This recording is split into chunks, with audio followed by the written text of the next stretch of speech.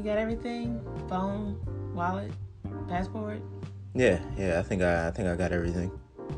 You know she finna start crying, right? Be quiet, Aubrey. Listen, sweetie, make sure you call us when you get there. You know I'm gonna worry about you. All right. Yeah, I will. My flight gets in around 8:30, but I gotta get some Wi-Fi first. But when I get some Wi-Fi, I'll let y'all know. All right, man. Well, you know what to do. Handle your business. As always, we're real proud of you, baby boy. All right. Appreciate it. Love y'all. Love you too.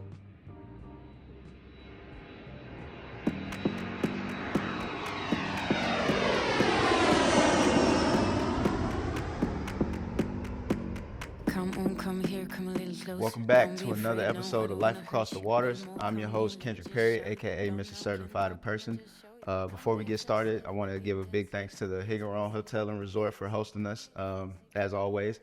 This is a special episode for me, man. This is a guy that I really respect in terms of his work ethic, in terms of his personality, in terms of his just demeanor when it comes to what life throws at you. He's a guy that's always positive. When you see him around, never seems to have a negative thought in his space. A 6-year pro, one of my very good friends from Deltona, Florida. We're gonna talk about that a little bit.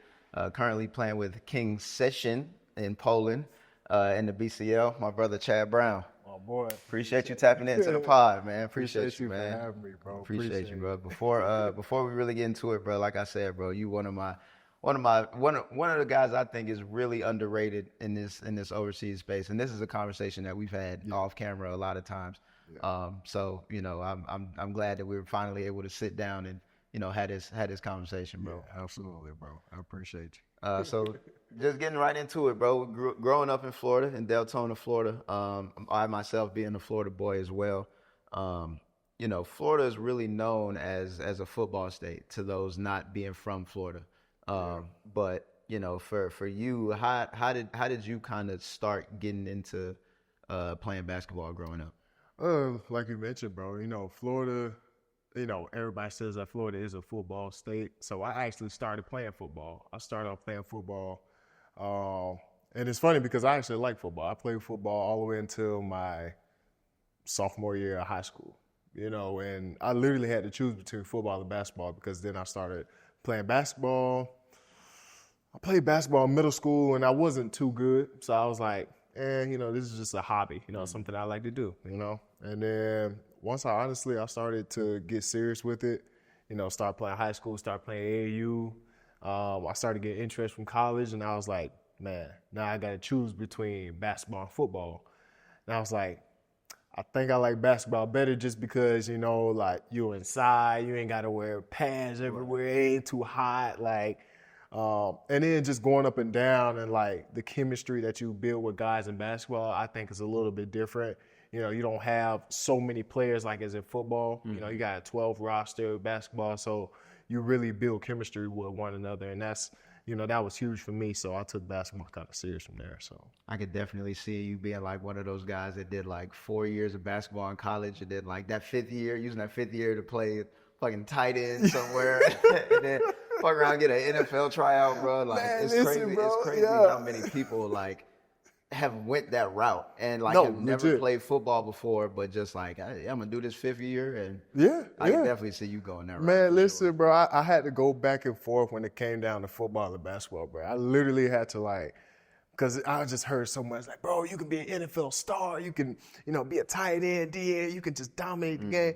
I'm just I don't know, but it's a lot when it comes down to football, man. All these concussions and injuries and stuff. I'm just I don't want to be one of those guys. So I said, I'm going to just go stay to basketball, bro. So Before we kind of get into your time at UCF, you were a 4-star prospect coming out of Deltona.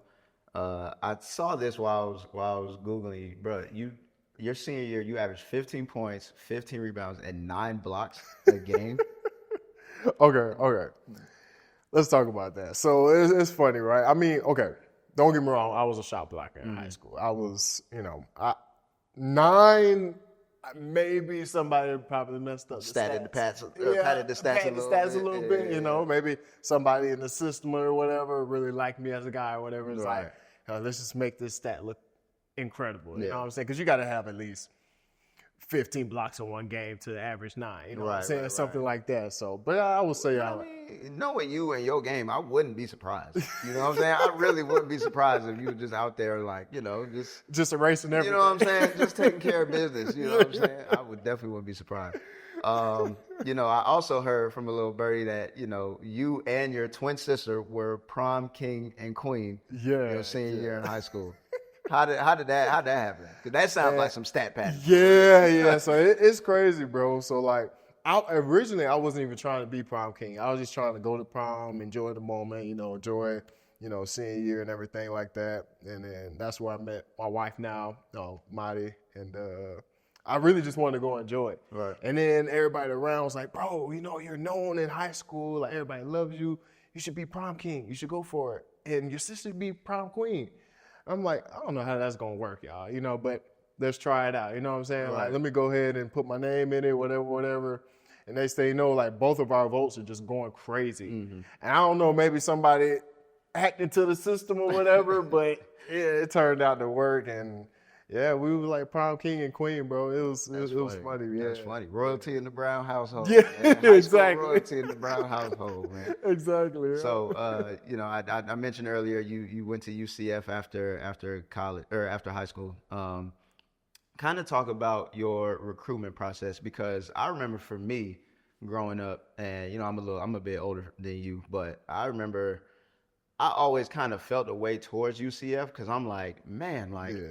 I feel like UCF only recruits like big names out of the city. You know what I'm saying? I remember when I was there, Keith Clanton was there, who had a lot of status behind his name in high school. Yeah. And, you know, looking back on it, maybe I just wasn't that damn good in high school. You know what I'm saying? Honestly, you know, but at the time, you know, you don't think nothing of it. You're just thinking like, damn, like, you know. That's just how you feel. Yeah, like, absolutely. Like, I'm right here. You know what I'm saying? Like you're a hometown kid. Yeah, like I'm right here. I'm a hometown kid. I'm assuming y'all come to see me play. Yeah, exactly. But maybe it wasn't the case. What was your recruitment process like after your senior year in high school or during your senior year? During my senior, well, actually, it's funny, bro. So before my senior year, I committed to UCF early. I committed my sophomore year. I committed to UCF. And I took like a couple visits. I took some visits. I went to Virginia, went to Florida State, and I went to Miami. But, you know, it was something about UCF. Like, they kept, like, they really, really wanted me to come to UCF. And at the time, it was me, Taco Fall, and another guy, Chance McSpadden. And we also had 2 other commits. We had Antonio Blankney, Alex Owens, and we had Anthony Lawrence from Tampa. So we had all those guys committed, and a lot of those guys decommitted. So the coach was calling me every day. He's like, hey, are you going to decommit too? Are you decommitting? Are you staying? Are you staying? I'm like, nah, I'm going to stay. I'm going to stay. You know, you guys was the first ones to really be interested in me and stuff like that. And at first it was like, I didn't know if I wanted to do it just because it was right there. And I'm like, maybe I should go somewhere else. Maybe I should go to Virginia, go to Clemson, whatever. But I was like, man, it's something about maybe staying home and be able to build that legacy from home to where I was like, you know, I kind of want to do that and see where it takes me. Yeah. You know, so that was kind of like the recruiting process, but it wasn't easy though, man. It was like, man, I almost turned it down for a second. Like, I almost turned it down just because, like you said, like, I felt like they were playing with a lot of guys who were talented in basketball and didn't offer them, you know? And I was like, well, maybe they just want me to come there and then they don't use me. Right. You know what I'm saying? Like, and I can't play around my college career. So I'm like, I don't know. But I took the chance, man, and it turned out pretty good. So, I mean, shit. Well, you know, when you got teams like Virginia and Clemson and Miami knocking on your door, it's definitely hard to turn down. Yeah, it was. But I mean, it's kind of like you said, bro. Just kind of being at home, and building that foundation. You know, being comfortable in the sense of already knowing where you are. Exactly. But at the same time, that could be a crutch too. You know, you got a lot more distractions when you at home. And that's, you got a bunch of friends. You know, you got your friends still around that might not be on the same time as you mentally, and you know, aspiring for the same things. So again, me looking back on it now as, you know, however many years removed from college, it's like, I can definitely see the good and the bad about. Oh yeah, no, it's definitely both. Like Yeah. when you talk about the bad, like for example, let's say you have a bad game, whatever. You know what I'm saying? Now you got the whole crib, the whole family telling you should do this, you should that. Right. They should be passing you the ball more. Right. You should be the guy. So now I got all these different like voices in my ear, and I'm just trying to stay focused on my career, on the season as it's going on. But you have all these other voices like, man, you should be the star of the team, or you should be playing this many minutes and doing this and doing that. And at the time, it's like it kind of messes up your trust in the process. It's like, dang, well, should I be doing this? Should I be doing? So, like you said, it is a pros and cons to it too, because now you do have all the family behind you, and they're there every single game. You know what I'm saying? Right. Watching what's going on, and you know how family is. They love you, so they just want the best They for want the you. best for you, for Yeah, sure. so. Yeah, and it's something. It's nowadays, especially, it's something to be said about staying at a school for 4 years. I've done it, you've done it. Yeah. But like nowadays, especially, it seems like that's damn near like a foreign concept. You know what I mean? For whatever reason, it seems like kids will just find the quickest thing and be like, Any all right, excuse I'm out. to live. Yeah, you know? But you stuck it out. And what year was that you guys y'all made that run in the NCAA tournament? Was that your senior year? So my senior year, man. Yeah. Senior year, And then when you guys went up against Zion. Yeah. Senior year, man. We had a great group of guys, man. We had a great chemistry throughout that team. We had an older group, me, Taco Fall, BJ Taylor, Aubrey Dawkins, Deion Griffin. Like, we had a lot of older guys, you know what I'm saying? So we were really able to just focus on winning. When you in college, you're thinking about, I'm trying to make it to the NBA. Right. You know what I'm saying? So I got to get mine. I got to do this. But we really bought into winning. Right. And I think that's what made us so special that year. Even until that very game where we lost, 1 point to Duke. Like, that was a special game. Like, in our minds, we were going to beat them the entire game. Right. And we were comfortable the whole game. You know what I'm saying? Until the last maybe 2 minutes of the game where we kind of fell off just a little bit, and they made us pay for it. But even throughout that whole year, man, we were really locked in, and we were just all bought into winning. And, that helped us, not even through college, but even moving forward, in our careers. It definitely helped us out. So talk about, before we move on, talk about just what that game itself and the hype surrounding it, because not only are you guys facing, the perennial number one pick in Zion Williamson, but, y'all got a lot of hype with Big Taco Fall at the same time, and I remember that being like the marquee kind of matchup. It was a little weird matchup because obviously Taco Fall is 7'12", and Zion is who he is. Yeah. But just kind of talk about what the atmosphere was like around. Where were you guys playing? We were in South Carolina. Yeah. So that atmosphere, man, was insane, bro. I mean, we literally couldn't leave the hotel. Everybody's, all the buzz is, oh, UCF versus Duke, UCF versus Duke.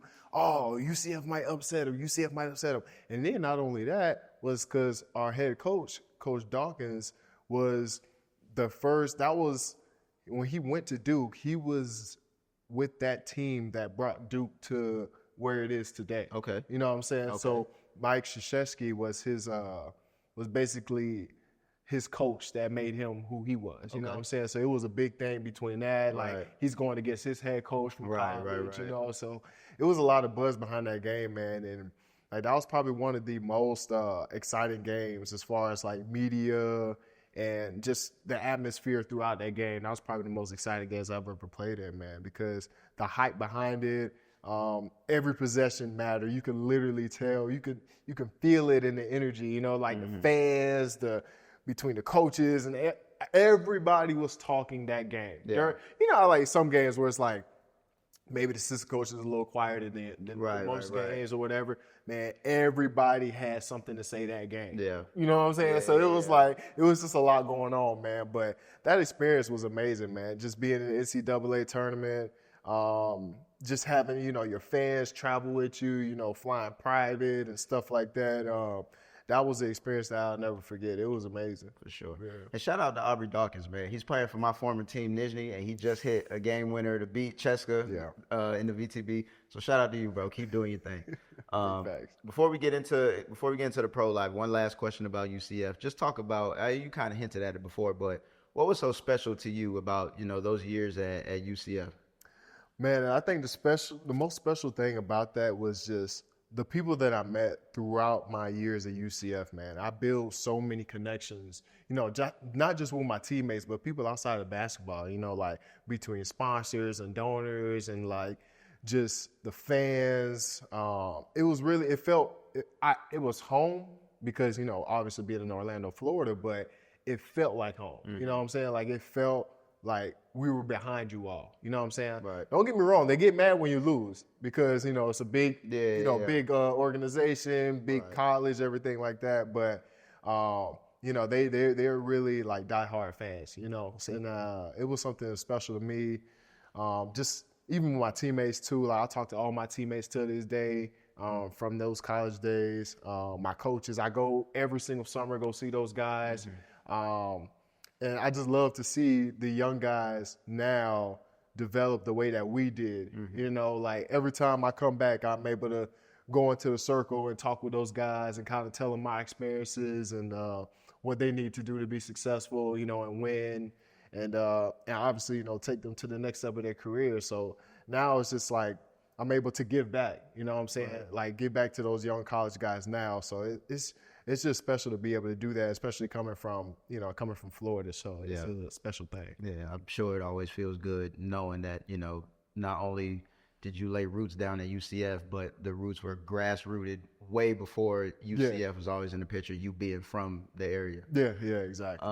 So moving on to the pro, you were undrafted in 2019, but you were acquired by the Mavericks and then sent down to the Texas Legends. Yeah. During that time, were you able to be around the Mavericks franchise at all? Were they pretty close? Yeah. So actually, I was with them throughout preseason. So I had training camp with them. Mm-hmm. So I was able to be around, Luka and Kristaps Porzingis and all those guys. And it was a great experience. I think it was a great experience being my rookie year to be able to be around those guys, mm-hmm. And just kind of learn from, those guys. And also like my veteran, Courtney Lee, shout out to Courtney, really cool dude, helped me out a lot, my first year. But not just basketball too, he helped me like on and off the court as well. And, it was great to really be around a franchise because, those guys, it was a really good group of guys. And it wasn't long. It was a nice little 2 weeks. Yeah. And, as longer than what I've been in the league. You can't just, you gotta take what you can from each experience. And that's what I tried to do, man. Yeah. I tried to just, be around. I didn't want to come off annoying or anything, but I was like, man, I'm in the moment. You know what I'm saying? Like, I worked hard for this, through college and high school, and Absolutely. I'm like, I'm here, you know what I'm saying? So I'm just taking it all in, being around the guys, mingling. And, it was short. I ended up getting waived. 2 weeks in, I got waived, got sent down to the Texas Legends, and, I had my G League experience. So it was great. I was able to be around those guys a lot. So I definitely enjoyed that experience for sure. So we mentioned the G League, recently, the hottest topic of overseas basketball has been this G League versus other competitions in the world, Yeah. I've said my piece, obviously, for sure. And I don't want these podcasts to come off as like I'm just bashing the G League. So when I come across someone who has had more experience than I in the G Leagues, I've only had 3 weeks of it. Yeah.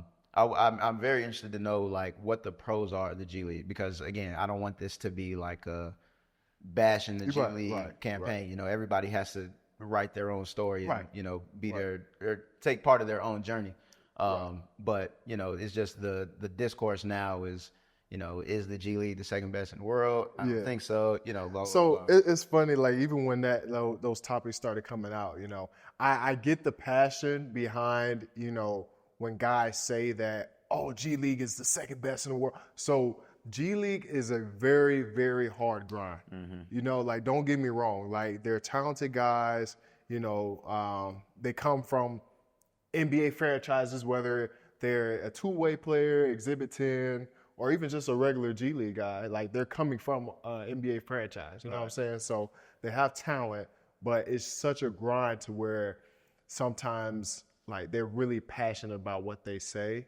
And I would say the pros about it, though, is that you're able to truly develop your game. Like, they allow you to make mistakes in the G League. You know, like, it's some things that you just can't, like, you can't just simulate and practice. You simply have to do it in the game, you know, to make mistakes to get better. And G League allows you to do that, especially for young guys. It's really good. And I think it teaches you a lot of character, you know, because it's not like you're in the NBA and you're just flying private and you have all these 5-course meals. Like, no, like, you take 5-6 hour bus rides. Right. You know, like, maybe you'll, you know, be in South Dakota or Iowa or, you know, one of these cities where, you know, it's not the prettiest city, you know, and it just builds character, you know. And so not only just on the court, but off the court too, it teaches you a lot.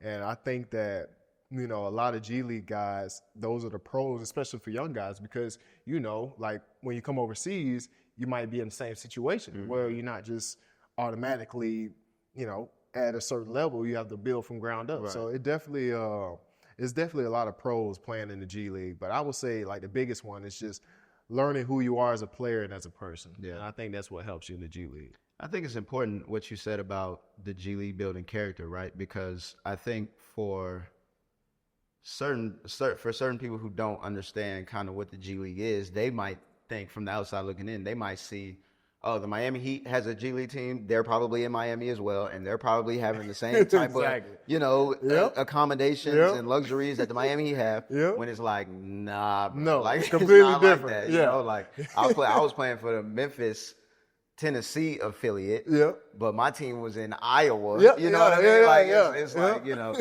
so I think, and like you said, it builds character kind of going through some of those trials and tribulations of a G League season. And I think that's important for people to understand. No, it is, especially for young guys too, man, you know, because they just, you know, nowadays, man, a lot of stuff is being taken over by social media. So now you see, you know, all these young guys, you know, having this and having that, and they're like, you know, maybe, you know, if I go to the G League, I grind, I get to the NBA, you know, right away, and then boom, I'm an NBA player. And it doesn't work like that. You know what I'm saying? Like, you have to really work your way up. And so that's why I say it teaches you character and discipline to work hard every day and stay consistent to what you do. You know what I'm saying? Because maybe you might have one good game in the G League. That doesn't necessarily mean you're going to be called up the next day. Right. You know what I'm saying? Maybe you have 3 or 4 good games. No, like, you have to have weeks and weeks and weeks of being consistent. And then an NBA team be like, you know what? We can really use him.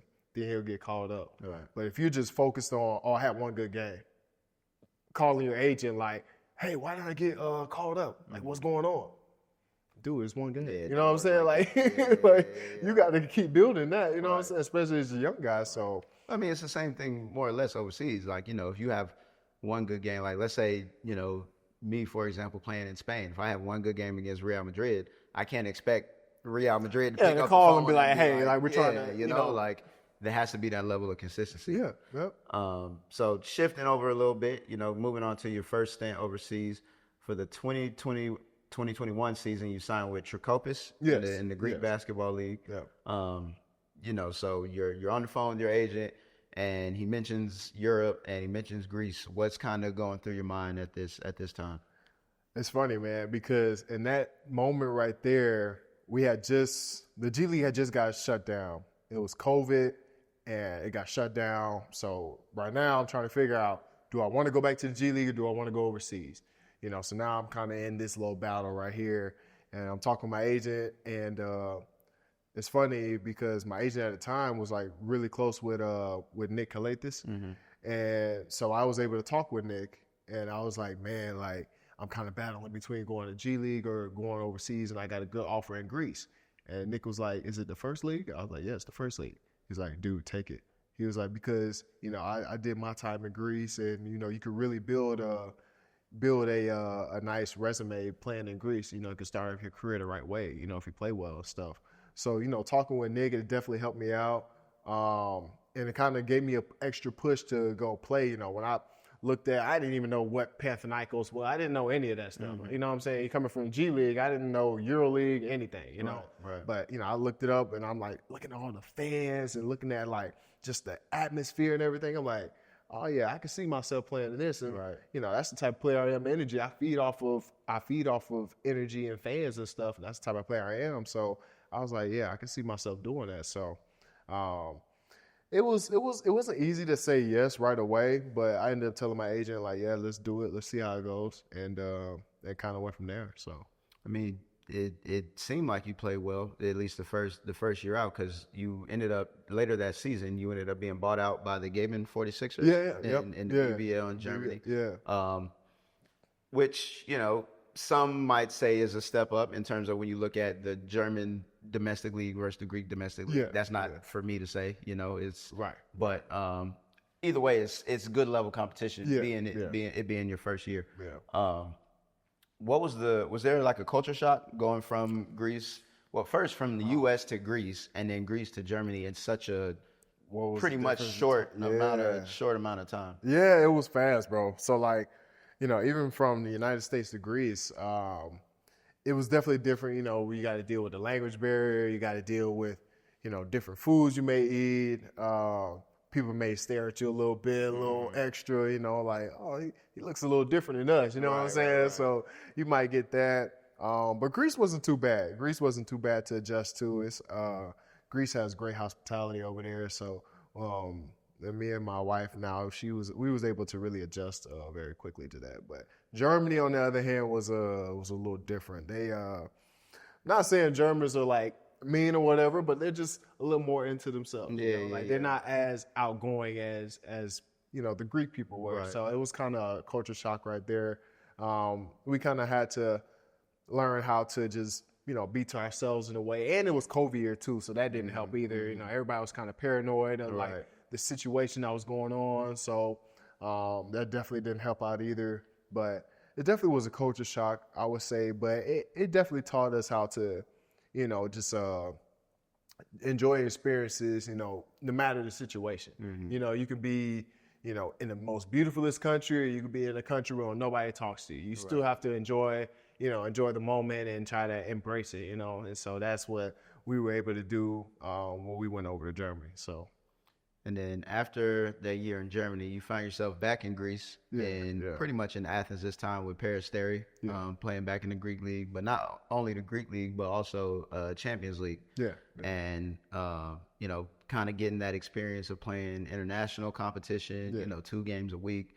Kind of talk about what that experience is like, because, you know, I've always been a big advocate of telling guys to try to play for teams that do play international competition, just solely off the fact that, you know, your stage is that much bigger now, right? So not only are you playing against teams in Greece where you might play against Panathinaikos and Olympiacos and Ike and all these other prestigious teams, but you're also playing against teams from Italy, from Spain, from France, from Germany. So now it just seems like the amount of opportunities just got that much wider. You know what I'm saying? What was kind of your experience like, kind of playing in the BCL that year in Peristeri?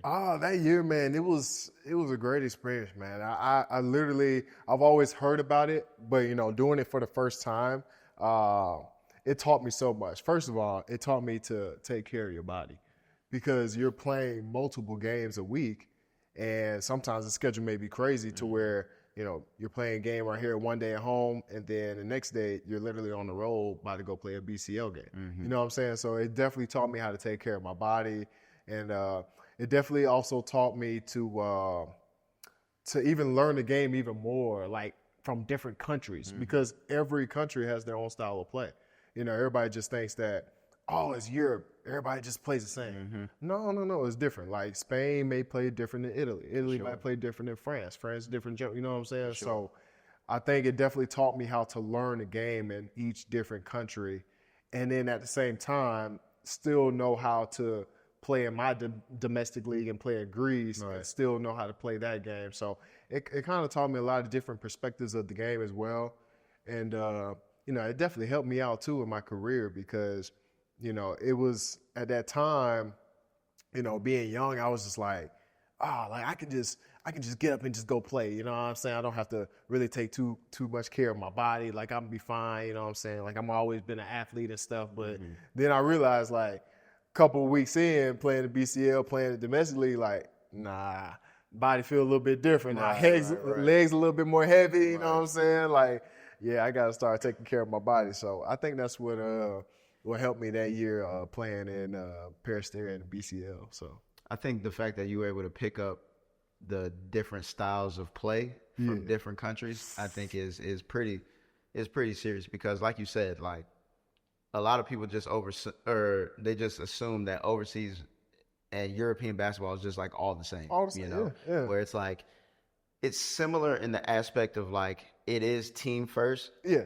for sure. But how they go about it is totally different. Like, absolutely. You might have a country like, or you might have teams from countries like Turkey where, it is still team first, but they rely a lot more on their imports, so to say. Than their locals. Whereas in a country like Spain, that might not be the case. You might have for my example, my backup is a perennial player for the national team. Right. Exactly. You know what I'm saying? Exactly. So the levels is different in terms of the style of play, in terms of the coaching, in terms of players' dynamics within a team. You know what I mean? So I think that's really important that you touched on that. The next season, moving along, you signed with Merkez Efendi in Turkey, but quickly moved to Israel with Hapoel Gilboa Galil. In your words, what was kind of that situation like in Turkey, and why do you think maybe things didn't really pan out how they should have? I don't think that it was like such a big problem to where, it was just I just flat out had to leave. I couldn't stand it no more. It was just a situation to where, and people don't understand this too, where you may sign to a team and you think everything's just supposed to work out the way it's supposed to, you know what I'm saying? Just because you talk to them and, you talk to the coach and everything, and then when you play in the court, things may not add up. Maybe things, coach might see something different than the way you see it, and I think that time in Turkey, we just didn't add up, me and my coach and things like that. And, not saying that he's a bad coach, he's a great coach, great dude. We just wasn't on the same page. So I was able to just transfer and go over to Israel, and I ended up having a really, really good season over there. Played well, and Israel's a great league to play in, very fast-paced league, so it kind of matched me really well. And, so I think that's just how it was. But I think Turkey in general is definitely a good league. The Super League is a definitely talented league. You're playing against a lot of great talent every night, So I think that's honestly what the problem was, but I wouldn't say it was a problem. I think it was just a situation that didn't work out, So I don't think it was nothing too crazy. So explain to people kind of what the mindset, or at least what your mindset was, when you realize things aren't working here in Turkey. I'm gonna make this move to Israel. And so for me, with my whole situation with Panathinaikos, when I moved to Baduchnos, my whole mindset was like, I need to get some respect back on my name. You know what I mean? Because I'm hearing all these, whispers about like, well, we don't know if he's a EuroLeague player and blah, blah, blah. Maybe the lights were too bright and all that. And I was like, fuck all that. Like, I need some respect back on my name because clearly I lost it in these however many couple months. Right. For you, what was kind of your mindset going into a new situation, kind of with like a fresh start? And there was still a good amount of season left to where like it's not like you getting to Israel with like a month left and you're just trying to salvage whatever you can. You still had some good time to kind of make a name and remind people who Chad Brown is. Yeah, and it's great that you said that, because honestly for me, I saw it as a blessing, and then at the same time I also saw it as motivation, because I'm like, like they kind of said that maybe the Super League was too much for him. He's playing in the Greek League, played well in the Greek League, but Super League is a different level. You know what I'm saying? And maybe they thought that I wasn't talented enough. So when I went to Israel, I took that very personal.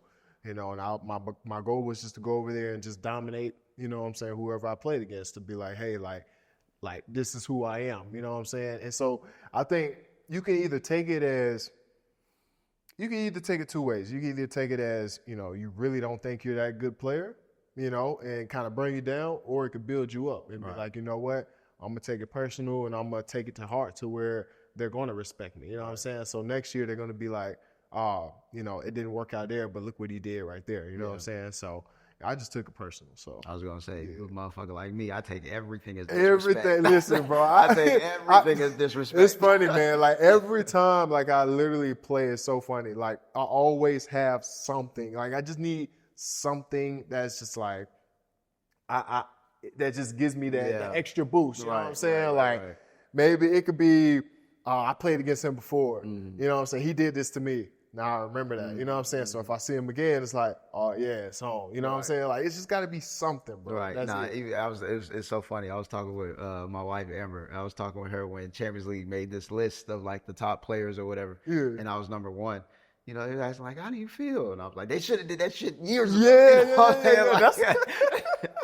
And she's like, bro, come on, bro. Like, relax a little bit. Man, but listen, that's the mindset you gotta have, bro. Right. It's like they should have been did this. You know what I'm saying? Like this is how I feel, man. Like, and so that's why I like when as players, like when you go through this type of stuff, right? You have to use it as motivation. It can only make you stronger. Got to. You know what I'm saying? And if you have tough skin, then you can thrive for that. You know what I'm saying? But if you're a guy where it's like, these teams just don't respect me, don't like me, then it's like you're going down on yourself. Right. You can never go down on yourself. You know what I'm saying? You gotta always know that you know who you are. If you know who you are, shit, damn what everybody else say. Yeah. You know what I'm saying? Like you're supposed to really, really stand on who you are. You feel me? And it's funny that you say that because throughout damn near my whole career, I always knew who I was. And then with that situation in Panathinaikos, it knocked me off. It knocked me off my mental a little bit to where I damn near forgot like who I was. Who you were, And because like that's when we talk about Europe, that's the goal. You know what I'm saying? Like kind of like you said with Turkey. Like when I got to Athens, I'm like, damn, like if I can make it work here and I can stick here and make a career out of here, and I was so like damn near like everything in on Panathinaikos and Athens. So when it didn't work out, it was just like it damn near like it felt like it broke my heart in a way, just because I was like ready to pour everything into that. Yep. But I mean, kind of like you said, you had to. I mean, shit, you had to shake back one way. It was two things that could happen: you either shake back or you succumb to what you mentally thought was true about yourself. Because it's funny. It's one thing that you always say in life, bro. Like you can never go back, good or bad. You can't go back to it. So you might as well make a better future, and you might as well just take it personal and build to where you about to do next. You know what I'm saying? So absolutely. So after Israel, you moved to the VTB. You signed with Urlmash for the 23-24 season. Before we kind of talk about the basketball, what was it like kind of off the court, kind of post-war, everything kind of going on? What was the climate like? So it's funny, man. Like when we talk about like the post-war, like it was funny because, at the time before I signed there, I was a little on the edge about going. You remember I was talking to you about it. Like, I don't know about going to Russia, bro. You know what I'm saying? But, I talk with you and I talk with Dap as well. And I was just saying, y'all both was just like, you got to go experience it for yourself, and just kind of see how it is. And, me and my wife went out there, bro. It's crazy because the city that we were in, you wouldn't even think a war was going on. Like, nobody talked about it. People were living normal life. Like, it was nice throughout the day, you know what I'm saying? Like, people were cool, you know what I'm saying? Like, you would never think it was a war going on. Right. So it was like these experiences, going over to Russia, you just have to experience for yourself, like it wasn't really about the war. It was more about we're trying to shake back from the war, you know what I'm saying? So people are like, we're trying to show people that Russia is not a bad country to come, live in. We're trying to show that, hey, like Russia is still, a very nice country to live in. You know what I'm saying? So people are trying to prove that. And you just have to go and experience it for yourself. That's why I try to tell guys now that if they ever go to Russia and go play, like, you just have to experience it. Yeah. Nah, I vividly remember. That was probably the funniest in terms of off season. That was probably the funniest one for me, just because I remember before I signed to Nizhny Novgorod 6 years ago. Yeah. I remember having the conversation with my girlfriend at the time, Amber. I remember telling her, like, I had already signed a contract with, I think it was a team in either Poland or Germany. Okay. And we went to sleep that night thinking we were going to Poland or Germany. Oh, wow. And then my agent, I woke up in the morning, I got a text from my agent. He was like, look, before I send this contract to the Polish or German team, you remember this team? Because I played against them the previous year in Hungary. Okay. He's like, you remember this team from Russia? They like you. This is what they're offering. So I was like, yeah, I mean, look, you look at, listen, man, you look at it. I don't know if I can leave this difference on the table. That's what I'm saying, I woke Amber up, babe, hey, we going to have to get some coats. Yeah, we going to Russia. We going to Russia. And she's like, wait, what?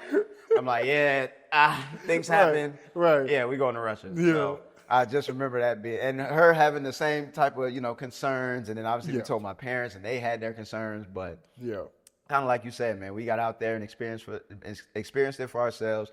My parents were able to come out and experience it for themselves. Nice, yeah. And they just had a ball. Once they saw Amber and I were safe over there. Yeah, see, that's the thing. They were like, we'll come over now after y'all been there for like 4 months. Yeah. Make sure that it's safe before we get over there. Right. No, but I mean, it's kind of like you said, bro. It's one of those things you just got to experience for yourself. And that's why I tell people now, like, is if I can give you my perspective, but it's not going to hit the same. Everybody's going to have their own. Yeah, you're going to have your own experiences, man. Like, people don't realize that. Like, when you go to these countries, they always ask me, like, oh, how is it playing here? How is it playing there? Like, for me, it was this, it was that. But maybe for you, it might be a different, experience. You know what I'm saying? But you just have to go and do it. And that's the blessed part of our job, is that we get to have these experiences. You know what I'm saying? Like, it's either one of two things. Like, you love it and you're like, oh my gosh, I can't wait to go back. I can't wait to do this. Or it's like, it wasn't so good, but it built something else. Maybe it built, like, if I can live here, if I can go through this, I can go through anything. It builds character, something like that. You just never know what it's going to. It's been a few years like that for me, overseas. You feel me? Like, trust me, bro. I know, man. I know. And it's like, that's what it does. You know what I'm saying? Like, that's the blessed part of this job, what we do, bro. Like, we're able to have these experiences to where it builds so much, and like, we're able to live in these places and adapt to the cultures and stuff, man. So this is really dope. So moving along, in the same year, you moved back to Greece with Apollon Patras, where you averaged 12 points and 9 rebounds to finish out that season. So you look at your career, I think you've had this is the third time you were in Greece? Yeah. 3 years. Third time you were in Greece. Yeah. For you, and of course, you're obviously not alone. You mentioned your wife, Mari. What is it about Greece that is just so appealing to you both on and off the court? Oh, man. I mean, I think for me on the court, I know the game really well over there. I know the game. I know the coaches. I know a lot of the players that I play with or played against. And I just know that league really well. So it's very comfortable for me to go over there and always play over there, if I need to finish the season, if I'm trying to go make some extra money, whatever I want to do, I feel like I always have an opportunity to go over there and play. And then off the court for us, man, we've built our second home over there. Yeah. Like, we built relationships with a lot of people, and just like I said again, the Southern hospitality. Obviously the food's really good. The weather's really nice. Like, it makes us feel more like home when we're over there. And we've been there for the last, we've been there for 3 years now. And it's just turned into like a home type of environment for us, to where, I was able to actually bring my mom and my twin sister out there. And because I always talk to them about it, like, we love Greece. Right. So I wanted them to experience that. And they said the same thing. So it was like the nail in the coffin, Greece is definitely a place that we always call home. So I think honestly that's just that's what it was, bro. Just playing there and being able to just meet certain people that we built relationships with, and it just made it that welcoming and home for us. So, and I think it's dope that within your 3 years in Greece too, you've lived in different spots parts too. Yeah, so like, yeah. There's a level of comfort, not just in Patras or not just in Athens, but like I think one of the biggest flexes we as overseas players and European or players with this overseas and European experience have is that for the most part we can travel comfortably in a lot of different spaces. I can comfortably travel in Malaga, and if I'm not here, I can, if my friend hits me up tomorrow and is like, hey, I'm in Malaga, I need to know what to do, I can comfortably show them around. And you know exactly what, And just kind of having that peace of mind, and kind of like you said, having it being a second home, I think is something that's pretty dope. Yeah, no, and I definitely agree with that, because you want to tell people like, hey, we're from Florida, you know what I'm saying? So you want to tell people like, hey, now it's not just Florida that's our home. Like we also have, like you have Malaga, like, I can always say, I have Greece as like a second home for me. You know what I'm saying? Like these places that we have, like, we're telling our people from back home, and it's like, dang, like I want to come out, I want to experience that. So now you also like inviting and telling people like, hey, like come experience this as well. You know what I'm saying? Like a lot of people back home, they don't even have passports. Right. You know what I'm saying? So and that's like, where it stops with me. Because I'm like, don't tell me you're going to come out here and visit me and you ain't got your passport yet. The thing. Talk to me when you get that passport. Man, so like I literally tell my guys now, like some of my friends back home, bro, like they literally just started getting passports, because they're like, bro, you always talk about these countries and these places, like we want to experience this. You know what I'm saying? So I feel like I'm motivating guys to want to come overseas and, just experience these, different cultures and stuff, man. Right. Like it's definitely, it's a blessing to be able to do it. So all my homies got to stop having kids so they can take some time to come over here. No, I'm just playing. I love my nieces and nephews. All right, coming down the stretch, man. So currently you're signed with King Szcecen in Poland and back in the BCL. Yep. I know it's still pretty early, but what's the experience like, or what's the experience been like thus far? Oh man, Poland has honestly been a hidden gem, man. And it's funny because like one of my other good friends in Europe, he's actually from Szcecen, Poland. Right. We played together in Greece and played together in Turkey, and he's became a really good friend of mine. And he told me about the city, and at first I'm just like, Poland, I don't really know. You know what I'm saying? Like it's Poland, and I don't really know about the country and everything. Right. But he just told me like, man, you got to try it, man. Like it's a great city. People really nice over there, and obviously getting a chance to play back in the BCL again, great opportunity.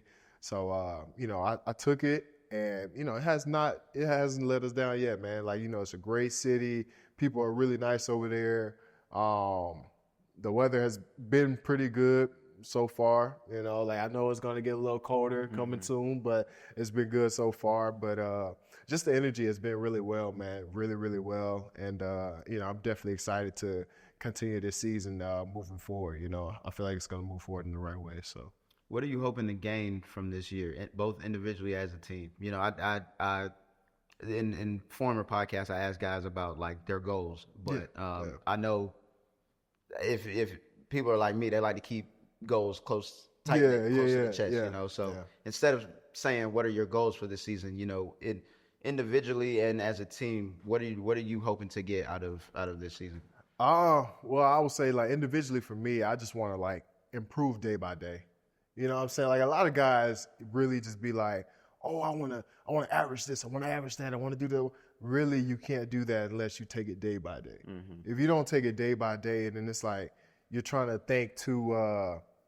you're trying to move too fast. Right. You got to take steps in this process. And I think taking it day by day, you will eventually get to your goal, whatever that goal may be. But if you don't take it day by day, then, I think that's the wrong way you're doing it if you don't take it day by day. So just taking it day by day for me personally, getting better, just working hard, keeping that same work ethic, no matter if I play good or play bad, just staying balanced.